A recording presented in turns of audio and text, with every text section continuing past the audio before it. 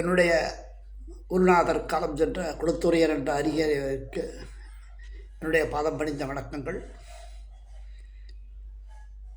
மேலும் தற்போதைய சாரஜோதிட சக்கரவர்த்தி குருநாதர் தேவராஜ் ஐயா அவர்களுக்கு எனது பாதம் பணிந்த வணக்கங்கள். இந்த பேசிக் அஸ்ட்ராலஜி என்பதை பற்றி இந்த வீடியோ மூலமாக உங்களை தொடர்பு கொள்கிறேன், பகிர்ந்து கொள்கிறேன். நீங்கள் அளிக்கும் ஆதரவுக்கு நன்றி, வணக்கம். இதுவரை நாம் பேசிக் அஸ்ட்ராலஜி 1, 2, 3 பாகங்கள் பார்த்தோம். நீங்கள் அனைவரும் உங்களுக்கு தெரிந்த நண்பர்கள், உறவினர்கள் இவர்கள் மூலமாக இதை படித்து இதை எவ்வளவு பேருக்கு எடுத்து சொல்லுகிறீர்களோ இந்த கதையை விருத்தி செய்ய முடியும். இது மிகவும் சிரமமான விஷயமல்ல. முயற்சியும் பயிற்சியும் இருந்தால் எந்த துறையிலும் நாம் வெல்வது நிச்சயம். முடியாதது என்றும் இல்லை. முடியாதது என்ற ஒன்றுமே நமக்கு கிடையாது. முடியும் என்று நினைத்து செய்யும்போது அந்த காரியம் நிச்சயமாக வெற்றி நமக்கு கிட்டும். அனைவரும் 3 பாகங்களையும் படித்திருப்பீர்கள் என்று நினைக்கிறேன். படிக்காதவர்கள் தயவுசெய்து மீண்டும் படித்து நிறைய நபர்களுக்கு இதை பகிர்ந்து கொள்ளும். இன்று நாம் காண இருப்பது கிரகங்களின் உச்ச வீடு, நீச்ச வீடு. இதை பற்றி நாம் பார்க்கலாம். கிரகங்கள் வாரியாக நாம் இன்று பார்ப்போம். சூரியனுடைய உச்ச வீடு மேஷத்தில், அதனுடைய நீச்ச வீடு எப்போதும் உச்ச வீட்டிலிருந்து 7வது வீடு. ஸோ மேஷத்திலிருந்து 7வது வீடு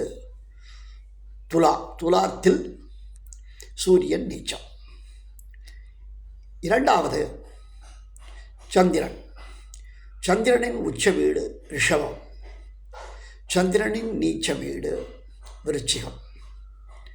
செவ்வாயின் உச்ச வீடு மகரம், செவ்வாயின் நீச்ச வீடு கடகம். புதனின் உச்ச வீடு கன்னி, புதனின் நீச்ச வீடு மீனம். சுக்கிரனின் உச்ச வீடு மீனம், சுக்கிரனின் நீச்ச வீடு கன்னி. சனியின் உச்ச வீடு துலா, சனியின் நீச்ச வீடு மேஷம்.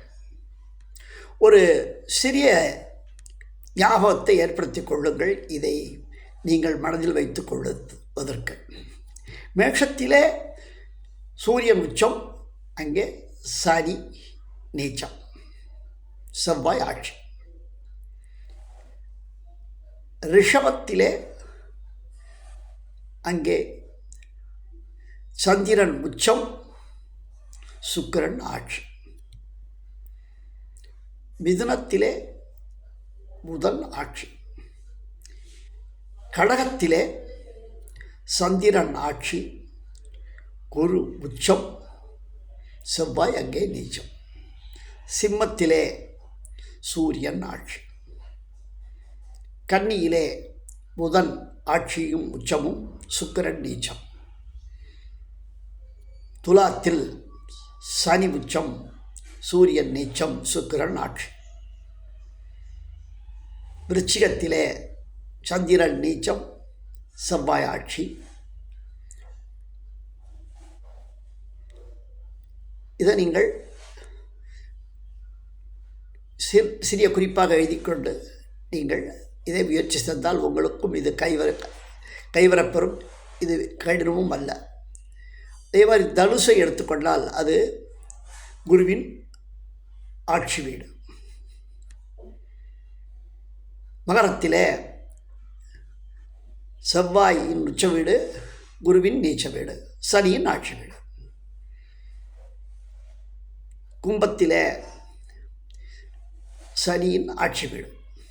மீனத்தில் குருவின் ஆட்சி வீடு, சுக்கிரனின் உச்ச வீடு, புதனின் நீச்ச வீடு.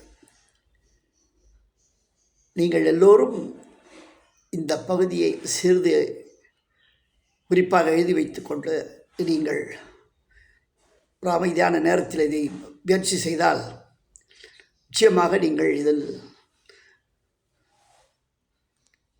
உங்களுடைய கைவரப் பெறலாம். கேபி சாரஜோதிடம் பயில்வதற்கு குருநாதர் சொல்வார், அடிப்படை அறிவு, வேதிக் அஸ்ட்ராலஜியின் அடிப்படை அறிவு வேண்டும் என்று சொல்வார்கள். இதையும் நீங்கள் தெரிந்து கொள்ளுங்கள். அடிப்படை அறிவு இருந்தால் இன்னும் சுலபமாக இதை கற்றுக்கொள்ளலாம். நான் இத்துடன் இதை நிறைவு செய்கிறேன்.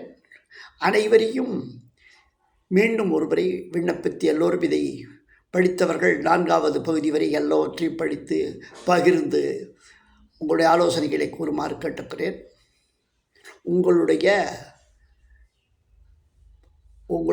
நீங்கள் எனக்கு அளிக்கும்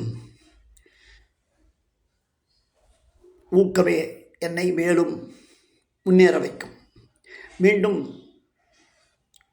குருநாதருக்கு நன்றி கூறி அனைவரும் வாழ்க வளமுடன் என்று கூறி இந்த வீடியோவை நிறைவு செய்கிறேன். நன்றி, வணக்கம், வாழிய நலம்.